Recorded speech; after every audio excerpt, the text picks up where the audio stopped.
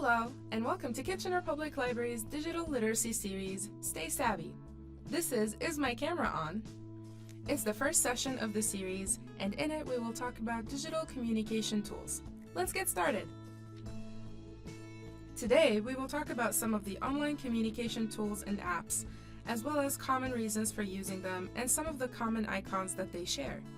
We'll also run through a summary of some of the most common apps being used nowadays and some tips and tricks. Generally speaking, nowadays people use online communication apps for formal business reasons such as work meetings, online lectures and classes, or programs. Or they use the apps for keeping personal connections with loved ones through social hangouts and events and having fun.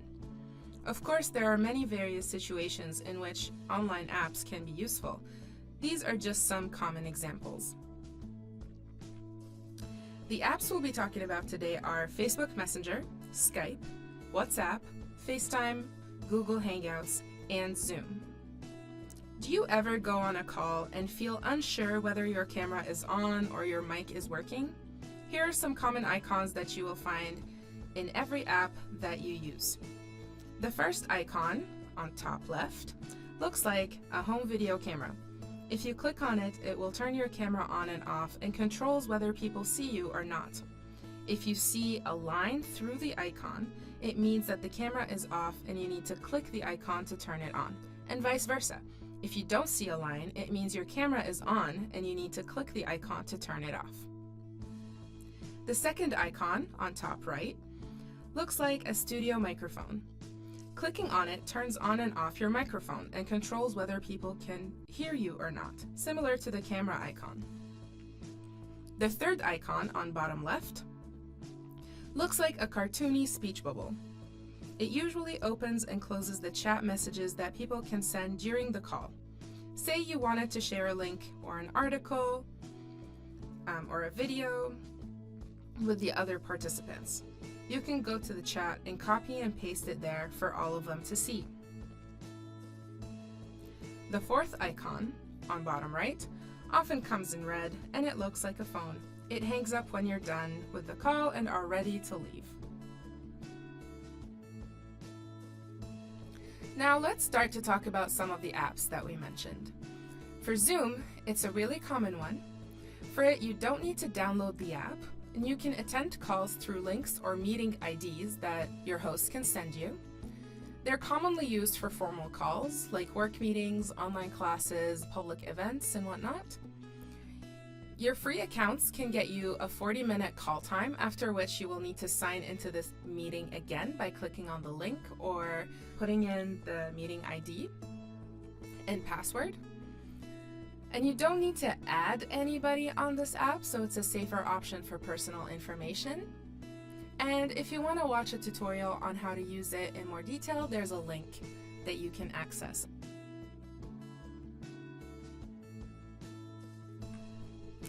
Skype has been around for a while. It is free, except for making calls to a phone number from a computer. So keep that in mind. You need to download the app and register with an email account for it to work. And it works on both computers and mobile devices, so it's up to you. It's specific to having calls, so there's not much personal information at risk besides what you decide to share on there, but you still need to add contacts to be able to call them, so definitely make sure you know exactly the people you are adding. And it's commonly used for both business and personal calls, so it's up to you. And if you want to watch a tutorial, the link is provided below. Now WhatsApp, you need to download the app and register with a phone number. So it works mainly on mobile devices for this reason, but you have the option to access it on a computer through the mobile app. It automatically shows contacts whose phone numbers you have only if they are on the app as well. So not just you can't just contact anybody through WhatsApp, they have to already be registered on there, and you have to have each other's phone numbers for this to work. So it's like a free online messaging app. So for this reason, make sure you only add people you know for online safety reasons because they have access to your phone number. And it's commonly used for personal calls. for this reason. If you want to watch a tutorial, the link is below. FaceTime requires an app. It's exclusive to Apple products like iPhone, iMac, MacBook, iPad, etc. So not anybody can register on it. You need to definitely have an Apple product to be able to download the app on it. You can sign up with your phone number or email account. That's okay. And you can only call other FaceTime contacts. People with Apple products who are registered on FaceTime are the only ones who have access to this app.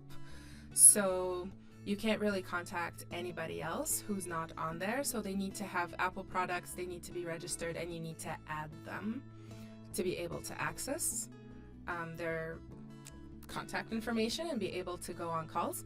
So it's commonly used for personal calls. So make sure you know the people that you add. And if you want to watch a tutorial, here's the link. Facebook Messenger is connected to your Facebook account. It's compatible with both computers and mobile devices, so you can access it through an app, but you can also access it online through the web as well. So it's commonly used for personal calls because it is connected to your Facebook account, so it has more access to your personal information and photos and contacts. So definitely only add people that you know and trust, because there's less options for privacy protection, unlike Zoom and Teams, where it's strictly for business calls, so there's not a lot about you that can be shared with people that you add or you call. So make sure that you use it with caution. And if you want to watch a tutorial, just like everything else, there's a link below. And Google Hangouts. It is connected to your Google or Gmail accounts. You can add contacts who are already registered with Google and have Gmail or Google accounts. Similar to iPhones, with FaceTime, you can only add people who already have these accounts. It's compatible with both computers and mobile devices and can be used for both formal and personal purposes since you have access to these people's emails. It is safer for calls, but because it still has access to your email and information that's affiliated with your email, you have to use it with caution to make sure that you protect your personal information and privacy online. And the tutorial is available for you to watch. Now, tips and tricks that you can use just to make sure that you're making the most out of your apps and your online communication tools. So the first one is that most tools allow you to share your screen with others on the call. So it's good for streaming movies and shows and games and social activities. And it's also good if you're on a work call and you'd like to share what you've been working on with the rest of the team. They can see what's on your screen, so you have the option to do that.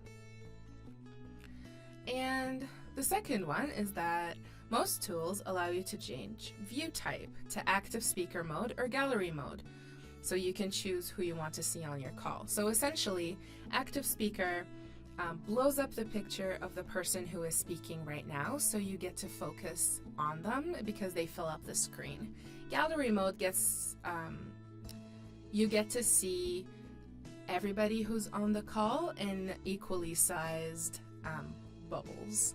So it's really up to you whether you'd like to look at everybody in the room in the meeting or if you just like to pay attention to the person who's speaking.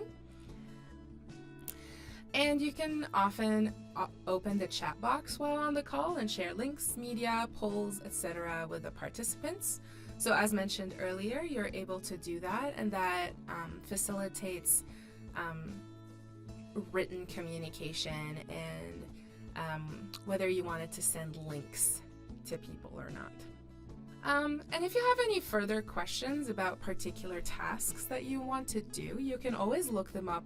So you go to the online search box and you can type, how do I XYZ on so-and-so app?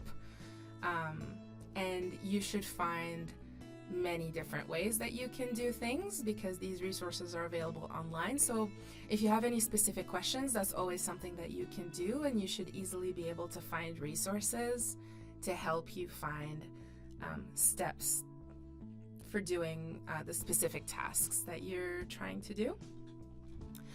And this one is really cool because some tools have built-in closed caption options during the calls for accessibility purposes, where it can take the person's speech and almost dictate it onto your screen so you can see in writing what the people are saying.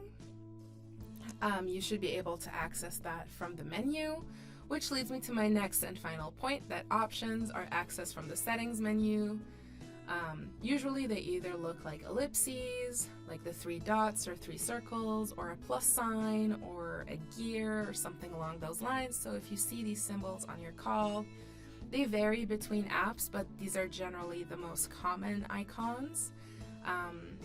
This is the options or the settings menu, so you can see what else you can do on your call and what else you can add to it from these menus. So always a good habit to go on a call, use the app a little bit before you have to do something official, just to get familiar with it, see what you have, figure out what your preferences are, and then go on the call when you're prepared. And just to make sure, scams, unfortunately, right now are very common and widespread, and some tools are designed to protect your personal information online, but it is crucial to be careful about trusting the individuals and organizations that you're connecting with. So definitely make sure that you're connecting with legitimate organizations and or people that you know personally and trust before going on calls with them and adding them on your accounts, just to protect your personal information and protect your privacy. Be wary of scams. And that's it. If you have any questions, you can feel free to reach out to our staff. You can either email us or drop in and ask, and we'll be more than happy to help you